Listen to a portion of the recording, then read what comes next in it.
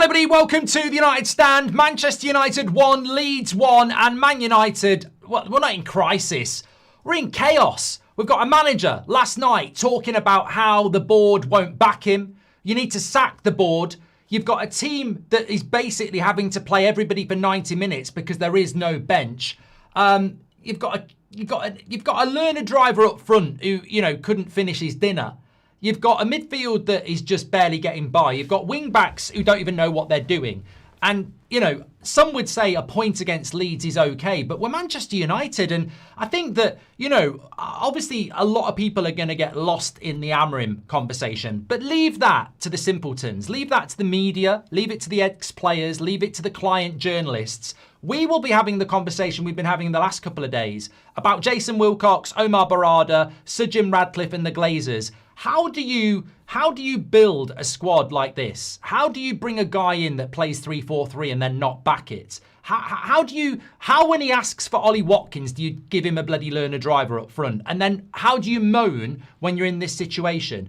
Fundamentally, anybody with a brain would be saying Wilcox has got to go. He's absolutely useless and out of his depth, and he's masterminded this festering turd of a squad.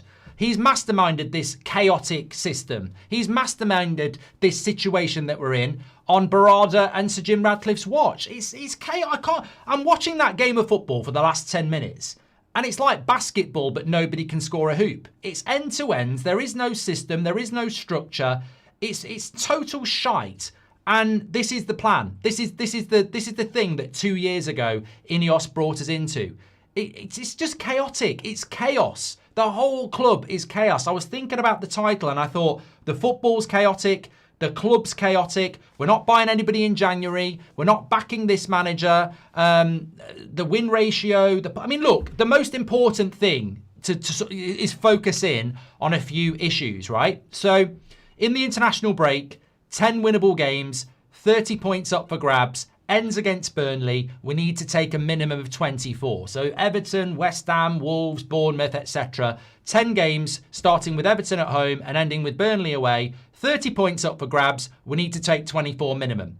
We've taken 13 from 27. Even if we beat Burnley, it'll be 16 from 30. That's horrific. Horrific. And people will still say, we're only 3 points off fourth. But we've just played a load of teams in the bottom half of the table. And when everybody else plays them, are they going to drop as many points as us? If we beat Burnley, we're going to take 16 from 30 against majority bottom half teams. That is abysmal. And it's going to bite us in the arse when we've got to go to Newcastle, when we've got to go to the Emirates, when we play Man City. It's going to absolutely bite us in the arse. And here is a transfer window where you could change that. And look, I take on board that people are saying Agate did okay today. But we're now celebrating okay. Like, that midfield was shite. It was really shit. Our wing backs, I'm going to talk about those. Obviously, I'm going to talk about Sesko. People are going to say, we changed the formation and we scored. Of course he's going to change the formation. We've got 5 at the back and we've conceded with 25 minutes to go. He can't keep 3 at the back for that. He's got to change the formation. And I would applaud that. But he's not a 4-4-2 manager. He's not a 4-3-3 manager. He's a bloody 3-4-3 coach. And as I said at half time, what are Wilcox, Barada and Sir Jim Radcliffe thinking by recruiting a guy that plays 3-4-3 and then saying you need to adapt to a 4-3-3? It's like asking Pep to go from, Pep ball to you've got to play like Jose. It's like getting a plumber round and asking him to paint your fence. It's like getting a porn star in and saying, you're going to have a great time. We've got some fantastic girls for you. He turns up for the first day. They say, turn round. There's the lube. You're going to have to adapt. We've only got men. And it's like, that's not what I wanted. That's not what I do. It's not what I'm good at. And that's the situation Amorim's in. And there are people in our fan base that say he needs to adapt. Why does he need to adapt? Because the people above him have given him a shit show. He does need to adapt, but he shouldn't have to adapt because he should have been given the stuff he needs. And that's what he said in the press conference. He said, I've got to adapt because it's very clear a year in, I'm not going to get the players to play my system. So The blame has to lie with Wilcox and Barada and the ownership, because this manager does need to go to a back four because he's not been backed. And that's shocking, absolutely shocking. And here we are in January and they're not going to back him. We've taken 2 points from 6 against relegation fodder. And neither of those games did we deserve to win. And I do have sympathy for people who are saying we need to change the manager. I don't really have a problem with it. I respect it. I understand it. But my main focus is on what happens to the next manager. Why are we so incompetent on the board? And look, case in point, I'm not here to have a pop at Aidenheaven or Sesko at all, right? The definition of why we should not be doing what Chelsea are doing is there is no patience in this fan base. And that's not a criticism. You're not patient. As a whole, you're not patient. You're not willing to let a young player make mistakes. You're not willing to go, oh, it doesn't matter, because we need to win. So you've had 10 years of this. Why should you be patient? You're impatient, you're fed up, you're frustrated. So what does old Sir Jim do? You know, at the end of the day, we need to copy Chelsea. You know, we don't need to copy Chelsea. We need results today. We need wins today. We haven't got the environment to develop. Aidenheaven had a good game today. Makes a mistake. Oh, he's shit. He's a kid.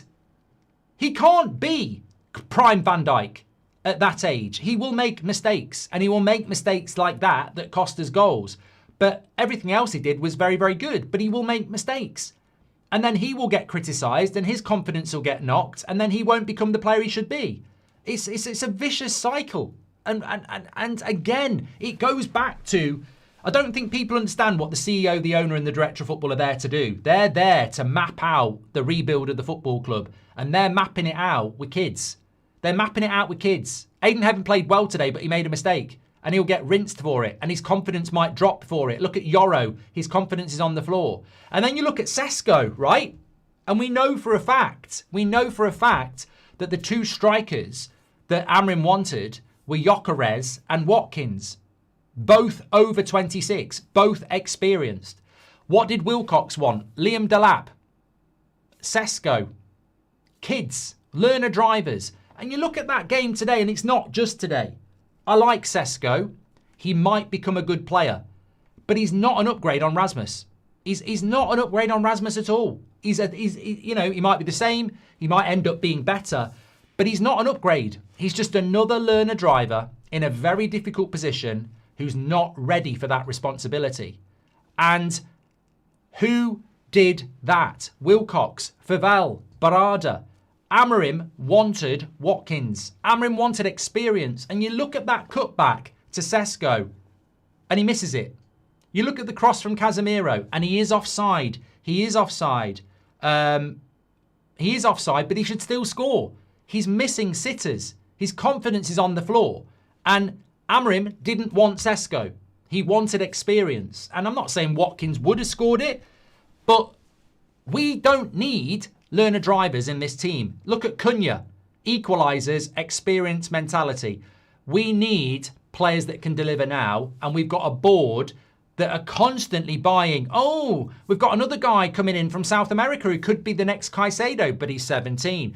These players are not going to help us. The whole strategy at the football club is a joke and needs calling out. Because Amorim hasn't lost that game. He's not going to get sacked. So the Amorim out stuff is a waste of time. You need to start looking at Wilcox. You need to start looking at Barada. You need to start looking at Sir Jim. The pressure needs to be applied because everywhere you look, their model is a fucking joke. And even today, you know, I'm not going to throw Sesko under the bus because he might become a good player, but we can't expect him to be a good player today. We've spent £68 million on a player that needs to be nurtured, and we can't nurture players. And you see people in the chat saying Sesko's a fraud, Sesko's shit, Sesko this, that and the other. He's a kid being asked to do what Rasmus was doing last year, and he's sinking with the pressure. How's he going to develop? How's he going to get better in this environment? Why do we keep bringing kids into this environment? Because we've got Wilcox, Barada and co who think it's a good idea, who are completely out of their fucking depth.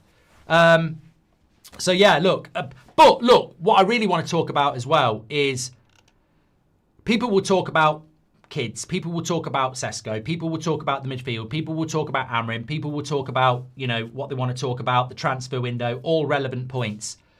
One thing we really need to focus in is on the wing-backs.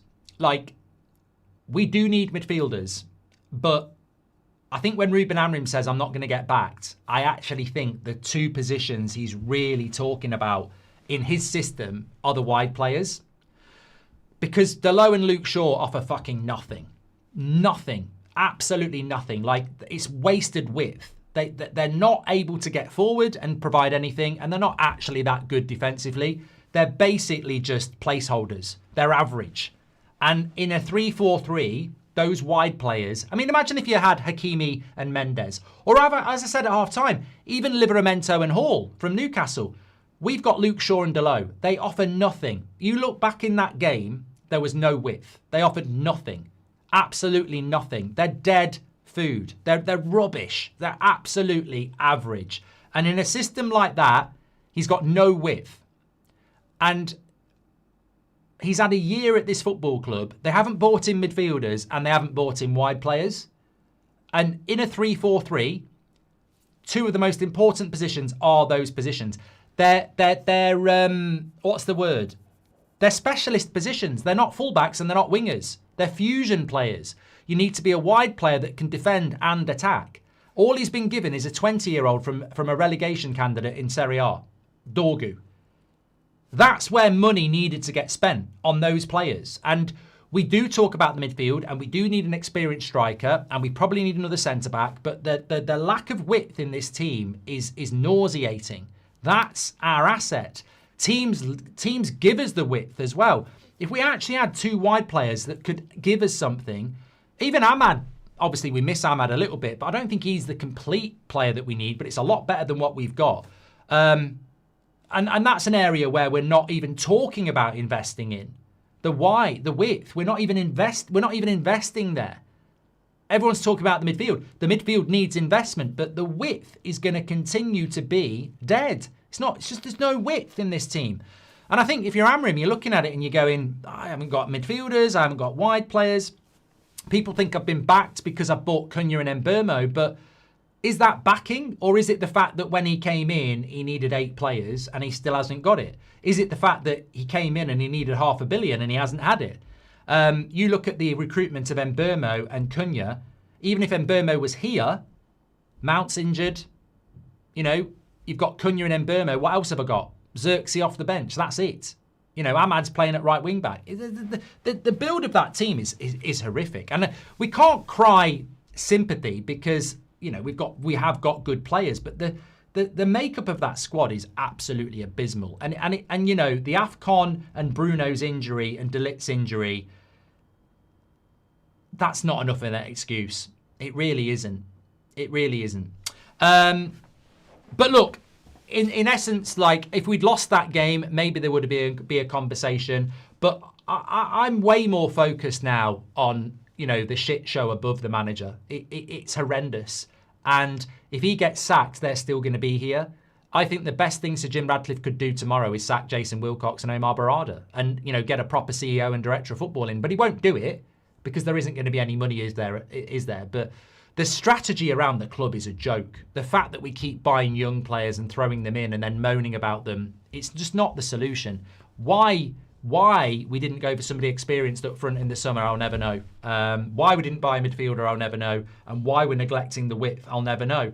But this ain't going to get better, ladies and gentlemen. I mean, this is quite a calm match reaction. A point against Leeds is not good enough. As I said, what we got, 13 points from our last 27 is abysmal. Absolutely abysmal. This is not going to get any better. Regardless, sack the manager, replace the manager, it's not going to get any better because the people in charge are clowns. They haven't got a bloody clue. Never switched formation. Xerxes came in and Dalot went right centre-back. Leeds play better than us. Rather have Southgate. At least we can expect bad football, says Vash. People expecting a positive result when we have kids and prospects as starters and the bench full of kids. Amorim outers can't see. The real problem is above, says Edward. Seeing Wilcox and Barada sat in the stadium is winding me up. Ownership model doesn't work. Sesko works in a partnership. Tidy but not ruthless, says 23.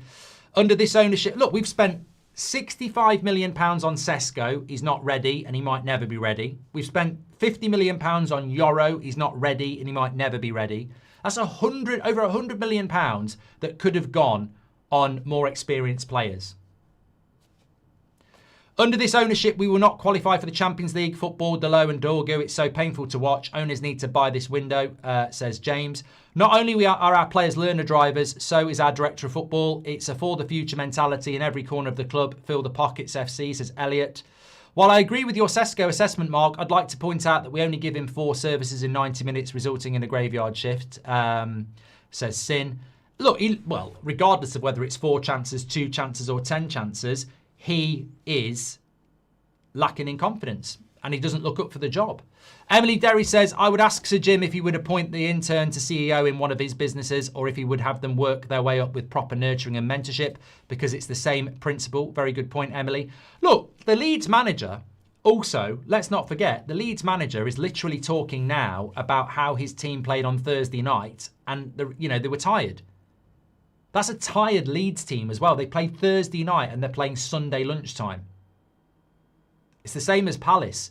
We caught them on a tired day. We've had 2 days extra and we still can't find a win against a team that's going to be fighting relegation. Board obviously doesn't do their research on Amorim, says Ruler. Oh, 100% no. Danny says, the plan is a joke, the team is a joke, the owner's a joke, 10 years being a joke, and I can't see it changing. No, I can't.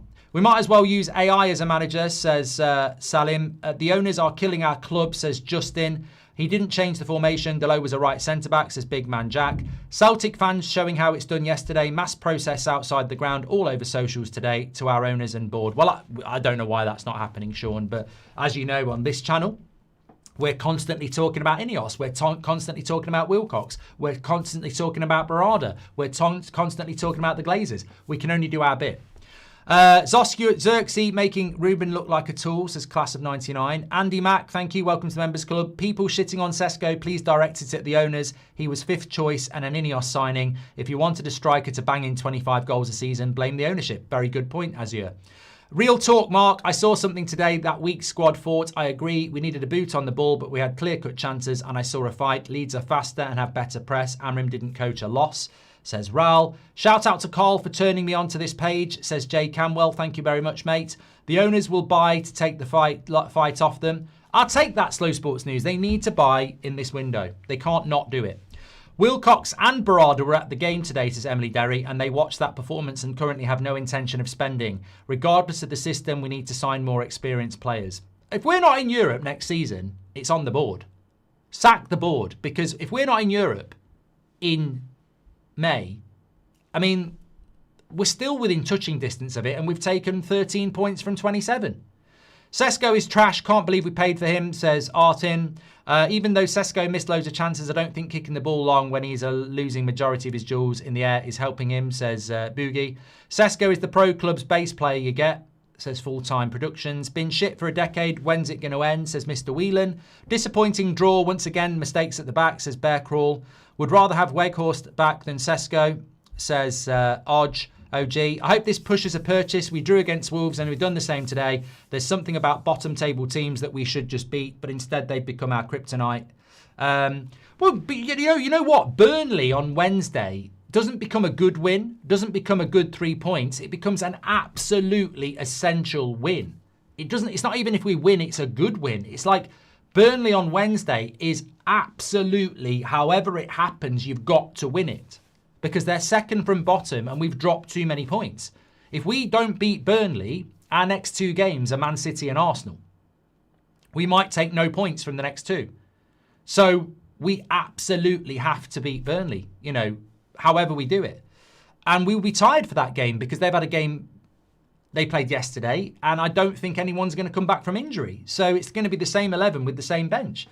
Heaven Costas, it was a good performance otherwise, says John. Yeah, but it all comes from Delo and his lazy passing. Many of you said in the first half how many misplaced passes has Delo played. And lo and behold, they score a goal because Delo misplaced a pass.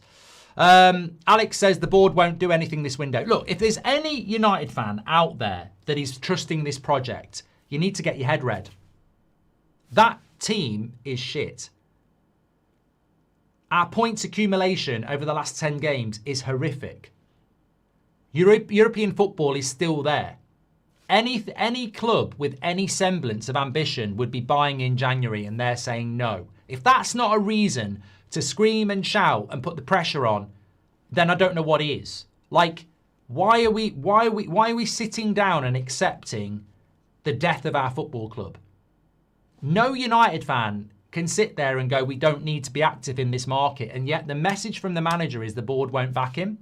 So why are we sitting back and going, it's okay to draw to Wolves, it's okay to draw to Leeds, it's okay to lose to 10 men Everton, it's okay to play this shit? Like, they need to be buying players now. Why are we quiet about it? Why are we not putting the pressure on? Sack the board. In fact, I'm going to change the title of this video right here, right now, from chaos to sack the board, because that's what it should be. Smash a like on the video if you agree. Sack the board. I'm changing it. I've just changed the whole thing. Just bear with me. I got too excited. Sack the board. Exactly. There we go. Right, we're going to do player ratings here. We have got an 8 o'clock show as well. Wilcox still on his Christmas break, says Wilcox is probably wanting Leeds to win because the guy's got nothing to do with Man United. He's a bloody Leeds ex-player, you know? That's who we've got in charge of Man United strategy. Ex-Leeds and Blackburn player, Jason Wilcox, who's a fucking learner driver as well.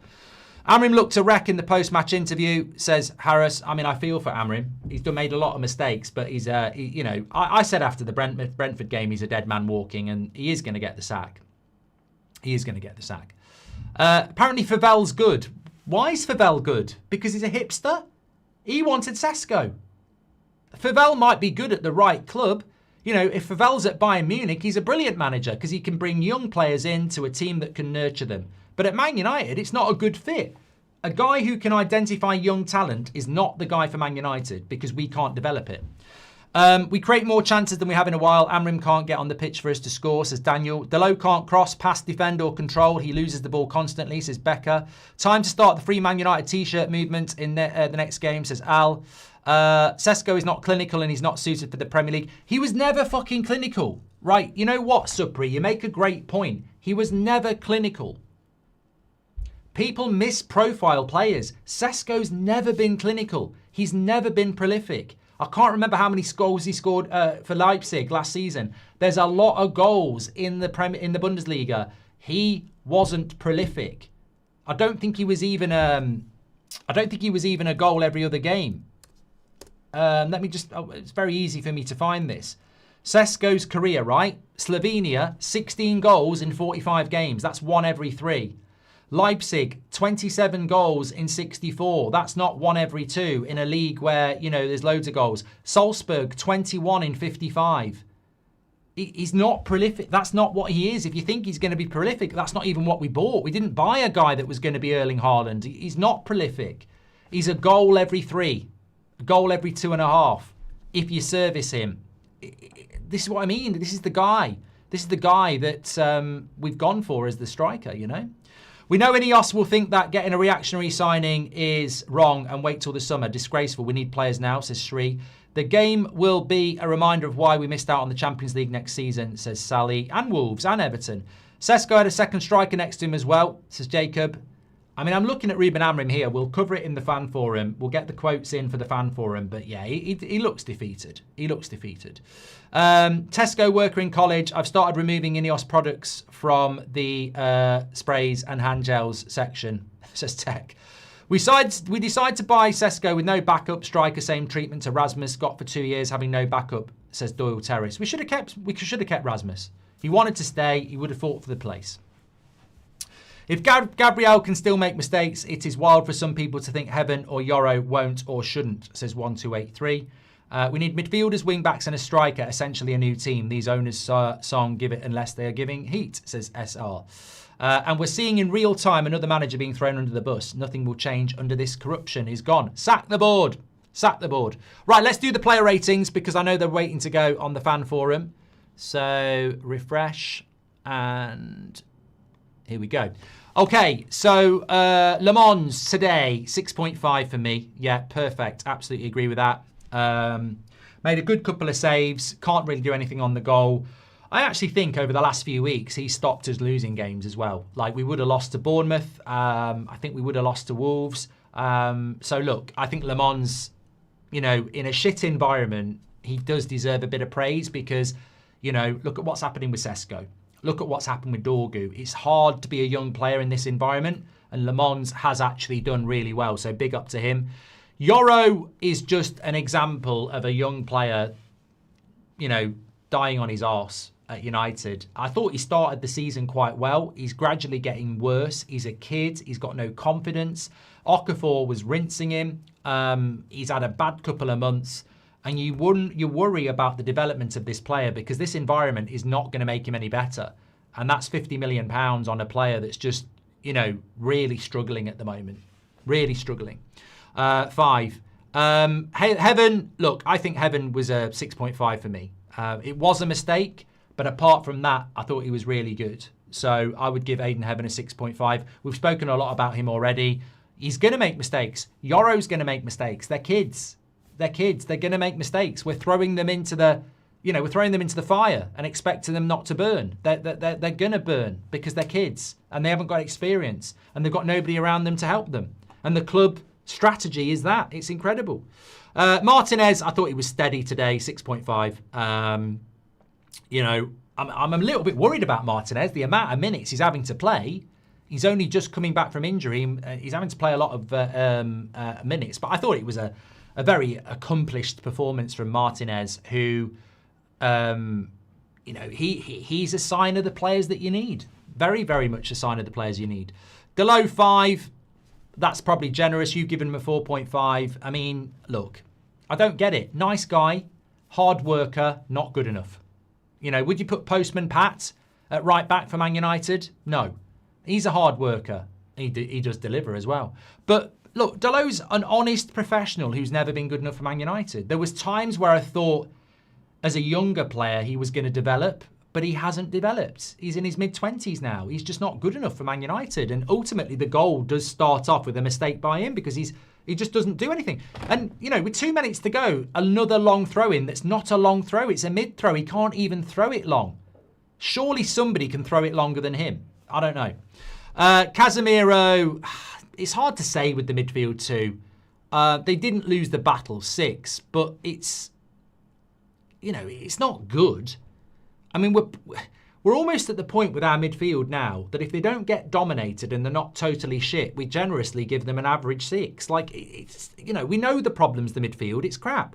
And Agate was okay today, but it's a 6. Like, he didn't play well, he just didn't make mistakes. It was okay, and okay isn't good enough. But we almost go, well, they didn't make any mistakes, so they've had a good game, and they didn't. They didn't really. They did okay. They didn't lose the battle. Luke Shaw, I mean, somebody said he runs around like he's got a Toblerone up his arse. I think that's a bit harsh, but he's not the left back he used to be. The stamina and energy and speed has gone. It's almost like he's just going through the motions, but that's what you get when you're just probably trying to not get injured. It's like he can't run at full pelt. And what you get from him is just steady, I suppose, 5.5. But as I said, the width today was atrocious. And the width is very important. Well, it's very important for an Amorim system, but it's very important for any system. Dorgu I thought was okay today. I'd give him a 6. First half I thought he was good. Second half he faded a little bit. But again, another learner driver that's being asked to be a first team player. It's very similar to Sesko. It's very similar to Yoro. And we've spent nearly £150 million on Sesko, Yoro and Dorgu. And honestly, I like all three of them, but they're not ready. They're all prospects being asked to do senior players' jobs. And that £150 million could have been spent on 3 26-year-olds that would be ready. You know, they'd be ready. And we're buying prospects. I don't get it, but it goes back to sack the board. Their strategy is incredible. Incredible. £350 million, well, 3 players for £150 million that we won't know whether they're good enough for 2 or 3 years.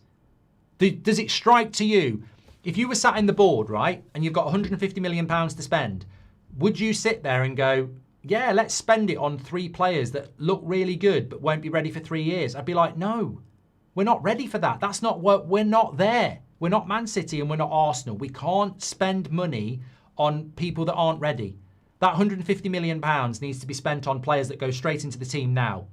And that's the strategy of Ineos and the board. Let's buy players. Let's spend big money on players that aren't ready. It's incredible. And this is why we need to sack the board, because the strategy is a joke. It's absolutely terrible. Cunha was my man of the match, 7. I thought that, you know, I said before the game, I felt like this was the sort of game that he would get a win for Wolves for. And at times, I mean, that was a worldie in the first half. It's because Casemiro and Sesko are too bloody slow to get onside. That should have been a goal. You'd be so frustrated about that goal being called offside because your players haven't been quick enough to get out. He basically scored 2 goals for us today and we would have won. We would have won with 2 goals, but it's players around him that let him down. And I'm not saying it was a perfect performance from Cunha, but at least he's putting the shift in. And, you know, I'm never not going to applaud and you know, promote that. Sesko, 4.5 for me today. I do agree with that. He's got to score. Even the offside chances, he doesn't know he's offside. He's got to score these goals. He's got to start putting the ball in the back of the net. But he's a prospect, and he's a prospect. And I blame Wilcox. I blame Faval. I blame Barada. I blame Ineos. I blame them for bringing a player in like that to a position like that.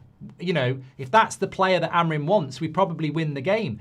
You know, if that's Ollie Watkins, we probably win. We're probably sat here going, this is not sustainable, but you know, we still win. And we're not winning because we're not bringing in the right players. It's very, very clear. And it's hard to see at the moment whether he's going to get, you know, whether he's going to get better or not. Xerxes was a 6.5 for me. Yeah.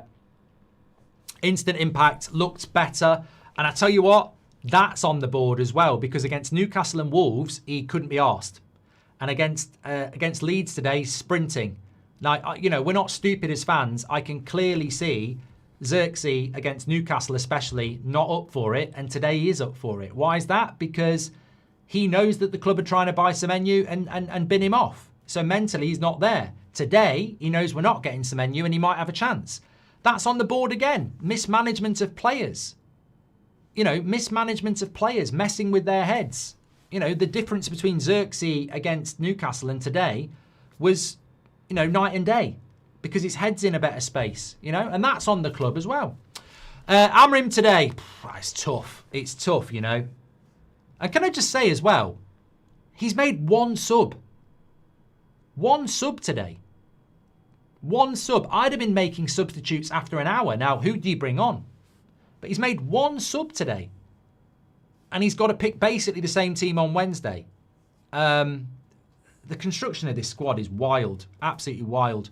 I mean, look, he's made 1 sub, right? Let me just say this. He's made 1 sub and you've got 1, 2, 3, 4, 5, 6 players below average. And he's made 1 sub because he's got no bench, you know? Amorim today, look, it's a lot. It's not a loss. It's hard to see what he can do with what he's got. He's got no bench. It's about where you apportion the blame. With what he's got today, what is he supposed to do? No one to sub on, no width, no midfield, a prospect up front, kids at the back. What is he actually, in the context of today, where does the blame lie? Well, for me, the blame lies with the director of football, the CEO and the owners. What has Amorim contributed to today? What more can he get out of that? Well, I don't think there's a lot more he can get out of it. So 6. I don't know what else he's supposed to do with that. Where's the midfield? Where's the wide players? Where's the experienced striker? I'd pretty much bet good money he wanted all of those things and he's not been given them. I know he didn't want Sesko, he wanted Watkins. I know he wanted Gyökeres. He wanted an experienced striker, he's been given a kid. He wanted a midfielder, he didn't get one. He wants wide players because he wanted Kenda and Semenyo, he hasn't got them. So for me, it's on the board, but look, you know, a lot of people want Amorim out. I respect that. Cunha man of the match, 69, always a good number. Well done. Smash a like on the video for that. Absolutely fantastic. Look, it's a dross, isn't it? We invented this word a few years ago. When Man United don't lose, but a draw is not good enough. It's a dross. And that's another word for United, really. Get Glazers out and Ineos out is trending. Get it trending, says Boogle. Sack the board needs to be trending. Get it into the fan forum. Sack the board. That's what we need to do. Sack the board. Because you can sack Amorim, you can bring Xavi in, and you will still have a manager not being backed. You will still have a strategy of not spending when we need to spend. And we will still have a strategy of buying kids. Kids. They're not going to change, right? You can change the manager, but the new manager will still not get everything he needs and will still get given kids because we're following the Chelsea motto of buying youth. And it's stupid. Absolutely stupid. Anyway, I'm back with you at 8 o'clock tonight. So we've got the 8 o'clock show to digest a little bit more. I'll see you then. I'm also doing Man City Chelsea at 5:30 on That's Football. So tune in for that. But over to the fan forum. Thank you, everybody, for tuning in. Make sure you've subscribed because we're very close to 227,000. Absolutely fantastic comments coming in. I'm so glad that so many people are actually looking up now at what the real problems are at the club. We need to keep that pressure on. Thanks for watching. Stay safe. Take care. I would also say Amorim ain't going to last much longer. You can just see it in his face. Thanks for watching.